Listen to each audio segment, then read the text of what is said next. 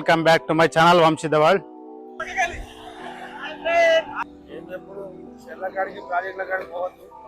గాడి పాలు దగ్గుకు దమ్ముకు మంచి అట. సిర్నపల్లి కోట సిర్నపల్లి కోట ఇదే దొడ్సన్ ఇలా ఉంటుండే. టెంపుల్ చాలా అద్భుతంగా అయితే ఉన్నది. అయ్యో ఎదురుగానే మసీద్ కూడా ఉంది.